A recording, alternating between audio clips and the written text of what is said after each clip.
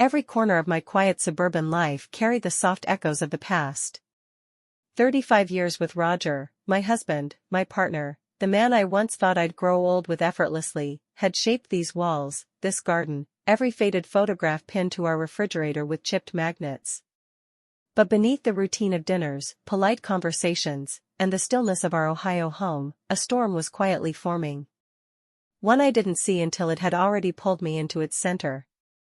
I felt like a forgotten flower wilting in the shadows of a marriage grown cold, and all it took was one poker night, one reckless joke, to split open the lonely places I had kept sealed for years.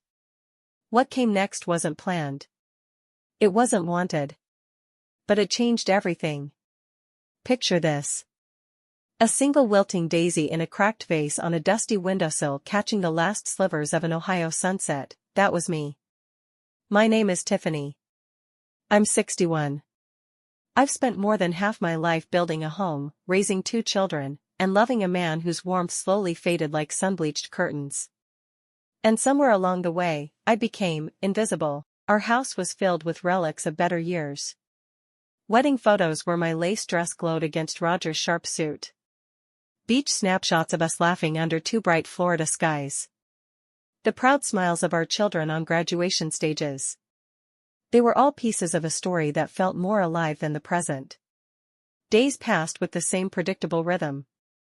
I tended to my stubborn garden, coaxing marigolds and roses to bloom. I cooked comfort foods, meatloaf, mashed potatoes, exactly the way Roger liked. Then I waited for his boots to thump across the porch. When he came home, our words floated around the weather, bills, errands, never each other. He'd settle into his recliner with the evening news while I cleaned the kitchen in silence. We had become 2 shadows moving through the same space without touching. I told myself this was normal. Marriage softens with time. Passion fades. Comfort replaces closeness. I held on to that belief like a fraying rope. Roger was a man of habit. Reliable. Predictable. But distance had settled between us like an invisible wall neither of us cared enough to climb. The only spark of life in the house came on poker nights. Every Thursday, Roger's 2 closest friends, Carl and Martin, filled the dining room with booming voices and well-worn jokes. Their presence gave the house a pulse it hadn't felt in years. Carl, 59, was loud, flirtatious, and always quick with a wink that made me roll my eyes even as it warmed something faint inside me. Martin, 62, was gentle, thoughtful, the kind of man who smiled quietly and thanked me every time I set down a plate of snacks. Those nights, I hovered on the periphery, half host, half ghost, listening to their laughter from the doorway as I refilled bowls of chips. But that particular night, the night everything changed, the air felt different.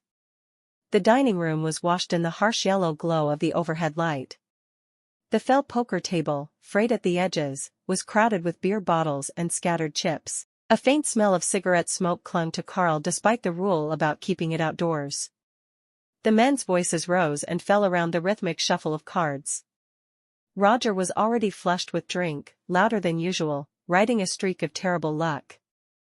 I walked in with a tray, just in time to hear Carl's booming laugh shake the walls. Then Roger leaned back, wiped sweat from his brow, and, without hesitation, without thought, said the words that would crack something open inside me. "All right, boys. One last bet. How about Tiffany?" For a second, the world went silent. I froze mid-step, the tray trembling in my hands. Surely I'd misheard. Surely it was just crude humor. But Carl grinned, a slow, dangerous grin, and said, "You're on." My heart dropped.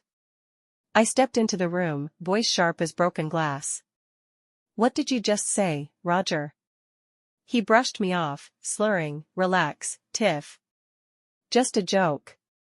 Don't get worked up." But it wasn't a joke. Not to Carl, whose gaze was suddenly sharper. Not to Martin, whose hands fidgeted nervously with his cards. Then the hand was played. Roger lost. Carl slapped Roger's back and said with a laugh that chilled me, "Looks like I've won myself a prize." Something inside me shattered. Anger. Humiliation. Hurt. And beneath it, deep and unwelcome, a flicker of something else. A door opening. A possibility I didn't want to acknowledge. I set the tray down with a hard thud and turned to walk away, but Roger, frustrated, drunk, embarrassed, pushed back from the table and stumbled into the kitchen, muttering about another beer. Leaving me alone with them. Carl leaned closer, his voice low, almost a growl of mischief. "Well, darling, how about we make that win count?"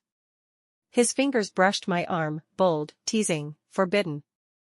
My breath caught. And then Martin reached out, placing his gentle hand over mine.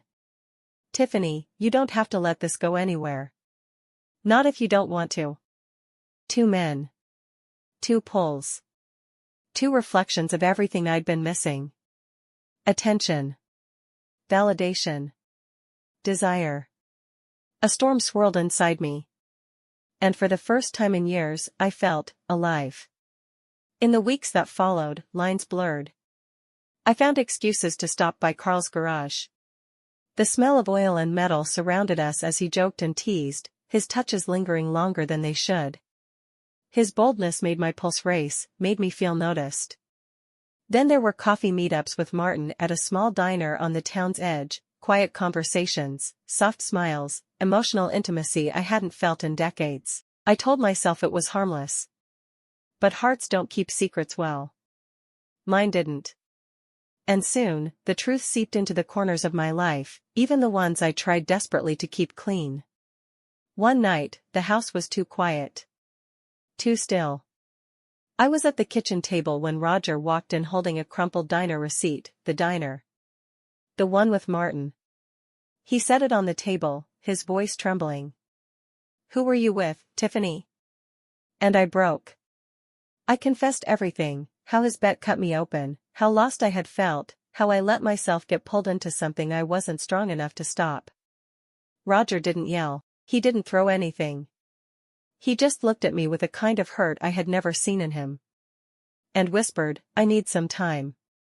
For weeks, we lived like strangers. Passing each other in hallways without a word. The house felt colder, like it was grieving with us. Then one rainy evening, we sat across from each other at the same kitchen table where the truth first cracked open. I whispered, "We can't go back, can we?" He shook his head. "No, Tiff.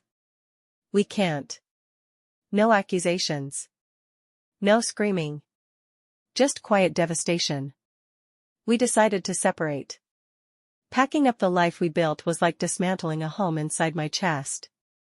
Every photo album, every mug, every small trinket felt like a goodbye. I moved into a small apartment across town. The walls were bare. The nights were long. And loneliness hit harder than I expected, colder, heavier. My connection with Carl faded first. The flirtation lost its shine. Without the secrecy, without the tension of forbidden thrills, it felt empty, hollow. With Martin, it faded differently, softly. Peacefully. The emotional pull that once held me now felt like something born from chaos, not compatibility. And when those threads dissolved, I was left alone with myself. Alone with what I had done. Alone with what I had lost. Weeks passed. Then months. Healing wasn't sudden. It wasn't clean. It came in small steps, watering plants in my tiny apartment, taking walks at sunset, rediscovering old hobbies I had abandoned. I started learning who I was without Roger. Without the marriage. Without the attention of Carl or the gentle conversations with Martin. Just me. At 61, starting again. The last time I saw Roger, it was at our granddaughter's birthday party, neutral ground.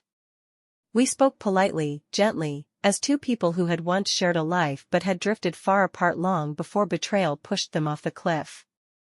And when he left, he placed a hand on my shoulder and said quietly, "I hope you find what you're looking for, Tiff. I don't know yet if I have. But I'm learning to look. To breathe. To bloom again even after losing my garden. Because sometimes, the hardest truth is this, the storm doesn't destroy you. It clears the way. For something new." And in the quiet moments, in my small apartment with its bare walls and new beginnings, I realize I'm no longer the wilted daisy in the cracked vase. I'm planting myself again. One careful day at a time,